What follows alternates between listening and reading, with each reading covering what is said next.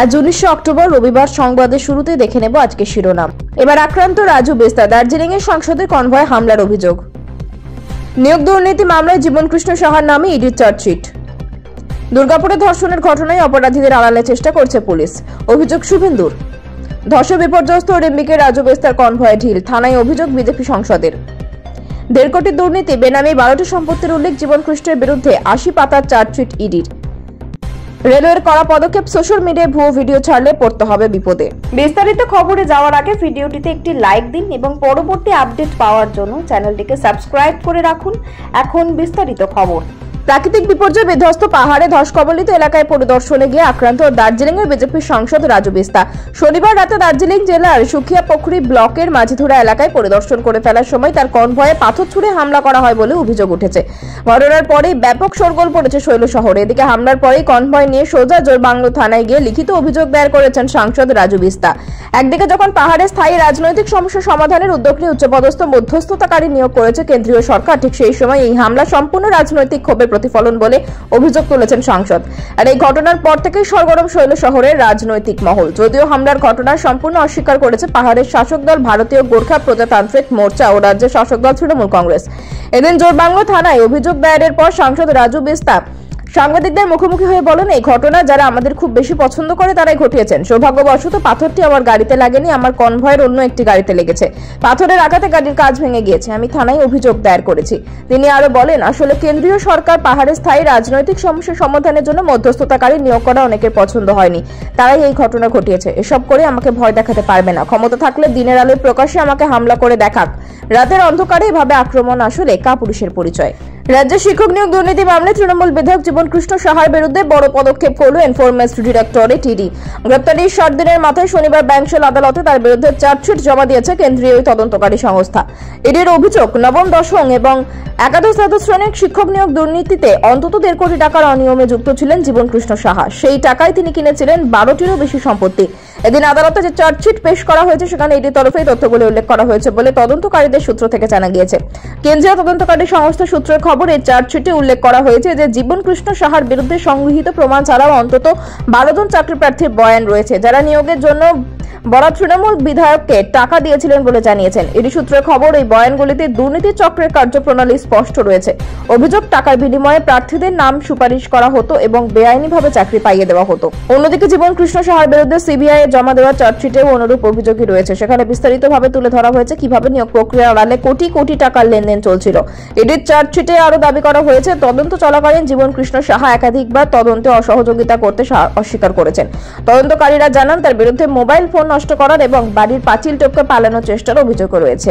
সম্প্রতি একই মামলায় তাকে গ্রেপ্তার করে ইডি। সেই গ্রেপ্তারের সময় তিনি বাড়ির পুকুরে ফোন ফেলে দেওয়ার চেষ্টা করেছিলেন, তবে সফল হয়নি। পুকুর পাড় থেকে ফোন উদ্ধার করে ইডি। এমনকি তিনি পাঁচিল ভেঙে পালিয়ে যাওয়ার চেষ্টা করেছিলেন বলে অভিযোগ। দুর্গাপুরে পড়শি রাজ্যের ডাক্তারি পড়ুয়া ধর্ষণের ঘটনায় মুখ্যমন্ত্রী মমতা বন্দ্যোপাধ্যায়ের বিরুদ্ধে অপরাধীদের আড়াল করার অভিযোগ তুলেন বিরোধী দলনেতা শুভেন্দু অধিকারী। শনিবার একটি পুজো উদ্বোধনের অনুষ্ঠানে তিনি হুঁশিয়ারি দেন, বিজেপি ক্ষমতায় এলে তৃণমূলের আমলে ঘটে যাওয়া মহিলা নির্যাতন এসব কেস রিওপেন করা হবে। ভোটার তালিকায় বিশেষ সংশোধন এসআইআর প্রক্রিয়া নিয়ে হুঁশিয়ারির সঙ্গে সুরে বঙ্গ বিজেপির অন্যতম শীর্ষ নেতা বলেন, মমতা না চাইলেও রাজ্যে এসআইআর হবে। শনিবার পশ্চিম বর্ধমানের পাণ্ডবেশ্বর কালী পুজোর উদ্বোধন করতে আসেন শুভেন্দু। সেখানে তিনি সাংবাদিকদের কাছে এই মন্তব্য করেন, এদিন আমরা সবাই সোশ্যাল ওয়েলফেয়ার কমিটি আয়োজিত কালী পুজোর উদ্বোধন করতে পাণ্ডবেশ্বর ডালুর বাঁধে হাজির হন বিধানসভায় বিরোধী দলনেতা শুভেন্দু অধিকারী। সঙ্গে ছিলেন দুর্গাপুর পশ্চিমের বিজেপি বিধায়ক লক্ষণ ঘড়ুই, বিজেপি জেলা সভাপতি দেবতনু ভট্টাচার্য সহ অন্যান্যরা। পুজো মণ্ডপের উদ্ঘাটন করার পর দলীয় কার্যালয়ে সাংবাদিকদের মুখোমুখি হন নন্দীগ্রামের বিধায়ক শুভেন্দু। দুর্গাপুরের ডাক্তারি পড়ুয়ার ধর্ষণের ঘটনা নিয়ে তার অভিযোগ, নির্যাতিতা ডাক্তারি পড়ুয়া মেয়েটি গণধর্ষণের শিকার হয়েছেন, কিন্তু মমতার পুলিশ ধর্ষকদের আড়াল করছে, তাই একজনই ধর্ষক, এই তথ্য খাড়া করা হচ্ছে বলে অভিযোগ করেন তিনি। ধর্ষণকাণ্ডে দোষীদের গ্রেপ্তার ও শাস্তির দাবিতে দুর্গাপুরে ধর্ণা মঞ্চ করেছিল বিজেপি।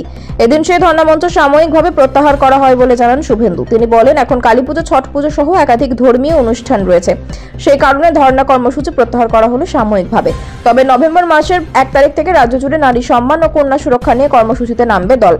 অন্যদিকে ভোটার তালিকা নিবিড় সংশোধন বা এসআইআর নিয়ে এদিন শুভেন্দু বলেন, মমতা বন্দ্যোপাধ্যায় এসআইআর আটকাতে যত চিৎকার করুন, এই রাজ্যে এসআইআর হবে। দার্জিলিং এর সাংসদ রাজু বেস্তার কনভয় লক্ষ্য করে ধেয়ে এলো একের পর এক ঢিল। ধসে ক্ষতিগ্রস্ত এলাকা খতিয়ে দেখতে আজ শনিবার রিম্বিক যান বিজেপি নেতা। সেখান থেকে ফেরার পথে তার গাড়ি লক্ষ্য করে একের পর এক ঢিল ছোড়া হয় বলে অভিযোগ। কে বা কারা এই ঘটনার সঙ্গে যুক্ত তা এখনো স্পষ্ট নয়। বিজেপি সাংসদ জানিয়েছেন, রিম্বিকে গেছিলাম, সেখান থেকে ফেরার পথে সুকিয়া পুকুরি এবং ঘুমের মাঝিধরা বলে একটি জায়গায় ক্রিমিনালরা আমার গাড়ি লক্ষ্য করে ঢিল ছোড়ে পুলিশের গাড়িতে। যদিও ঘটনায় পুলিশের গাড়ির সামনের কাজ ফেটে গেলেও কেউ হতাহত হয়নি বলে জানিয়েছে বিজেপি সাংসদ। গত কয়েকদিন আগে প্রবল বৃষ্টি এবং ভুটান থেকে আসা জলে উত্তরবঙ্গের বিভিন্ন জায়গায় ব্যাপক ক্ষতি হয়। পাহাড়ের বিভিন্ন জায়গায় ধস নামে, শুধু তাই নয়, প্লাবনের পরিস্থিতি তৈরি হয়। যদিও ধীরে ধীরে পরিস্থিতি এখন অনেকটাই স্বাভাবিক। আতঙ্ক কাটিয়ে ছন্দে ফিরেছে উত্তরবঙ্গ। এই অবস্থায় আজ রিম্বিকের বিভিন্ন এলাকা পরিদর্শনে যান দার্জিলিং এর বিজেপি সাংসদ। অভিযোগ ফেরার সময় এই হামলার ঘটনা ঘটে। ইতিমধ্যে এই ঘটনায় স্থানীয় থানায় লিখিত অভিযোগ দায়ের করেছেন। তবে অভিযুক্তদের ধরা নিয়ে সংশয় প্রকাশ করেন বিজেপি নেতা। তিনি বলেন, এফআইআর করেছি, কিন্তু মমতা দিদির পুলিশ কতটা করবে তা নিয়ে সন্দেহ রয়েছে। তবে এভাবে তাকে যে আটকানো যাবে না তা স্পষ্ট করে দিয়েছেন বিজেপি সাংসদ। তিনি বলেন, আমাকে এভাবে আটকানো যাবে না। রবিবার ফের রিম্বিকে যাব।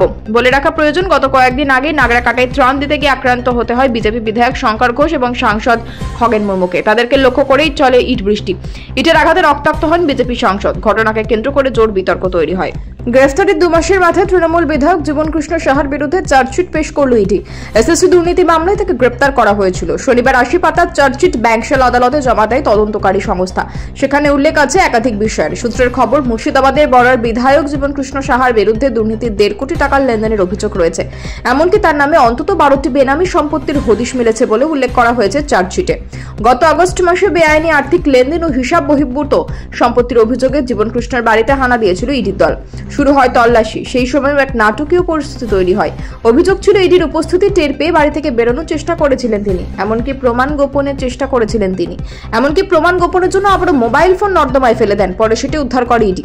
এর আগেও 2023 সালে সিবিআই তল্লাশির সময় তিনি নিজের ফোন পুকুরে ফেলে দিয়েছিলেন। সেই সময় সিবিআই তাকে গ্রেপ্তার করেছিল। 13 মাস জেল খাটার পর সুপ্রিম কোর্টে জামিন পেয়ে বাড়ি ফিরেছিলেন। কিছুদিনের মধ্যেই ফের গ্রেপ্তারি। এবার তাকে ধরল ইডি। যদিও তৃণমূল বিধায়কের দাবি, যে সম্পত্তি নিয়ে এত হইচই সেটা তিনি 10 বছর ধরে ব্যবসা করে তিলে তিলে তৈরি করেছেন। উৎসবের মৌসুমে যখন দেশের নানা প্রান্তে মানুষজন ট্রেনে করে যাতায়াত করছেন, ঠিক সেই সময় সোশ্যাল মিডিয়ায় রেল সংক্রান্ত পুরনো বা ভুল ভিডিও ঘুরে বেড়াচ্ছে। এতে অনেক যাত্রী বিভ্রান্ত হচ্ছেন, কেউ কেউ আতঙ্কিতও হচ্ছেন। এই পরিস্থিতি রুখতেই এবার কড়া পদক্ষেপ নিতে চলেছে ভারতীয় রেলওয়ে। রেলের প্রশাসনের তরফে জানানো হয়েছে, ইতিমধ্যেই 20টিরও বেশি সোশ্যাল মিডিয়া হ্যান্ডেল চিহ্নিত করা হয়েছে যারা পুরনো ভিডিও বা ভুল তথ্য ছড়াচ্ছে। তাদের বিরুদ্ধে এফআইআর দায়েরের প্রক্রিয়া শুরু হয়েছে। শুধু তাই নয়, এমন ধরনের ভুয়ো প্রচার রুখতে 24 ঘন্টা নজরদারি চালানোর জন্য বিশেষ সোশ্যাল মিডিয়া মনিটরিং সেল তৈরি করা হয়েছে। এই টিম দিনরাত পর্যবেক্ষণ করবে কোথাও কোনো মিথ্যা খবর বা বিভ্রান্তিকর ভিডিও ছড়ানো হচ্ছে কিনা। রেলওয়ে সূত্র জানা গেছে, সম্প্রতি কিছু ভিডিও ভাইরাল হয়েছে যেখানে দেখা যাচ্ছে স্টেশনে প্রচুর ভিড় বা বিশৃঙ্খলার ছবি। কিন্তু তদন্তে দেখা গেছে সেসব ভিডিও আসলে পুরনো কিংবা অন্য ঘটনার সঙ্গে সম্পর্কহীন। এইসব ভিডিও দেখে অনেক যাত্রী ভুল ধারণা পোষণ করেছেন, কেউ কেউ যাত্রা বাতিল করেছেন। রেল প্রশাসন জানিয়েছে, এই ধরনের বিভ্রান্তি এড়াতে সবাইকে সতর্ক হতে হবে। কোনো রেল সংক্রান্ত ভিডিও বা ছবি দেখে যাচাই না করে যেন কেউ শেয়ার না করেন, কারণ এতে অন্যরাও বিভ্রান্ত হতে পারে। রেলওয়ে অনুরোধ করছে যাত্রীরা যেন শুধুমাত্র অফিসিয়াল সোশ্যাল মিডিয়া চ্যানেল যেমন এক্স, পূর্বে টুইটার এবং @RailMainIndia, ফেসবুক, ইনস্টাগ্রাম ও ইউটিউব থেকে প্রকাশিত তথ্যের উপরই ভরসা রাখেন।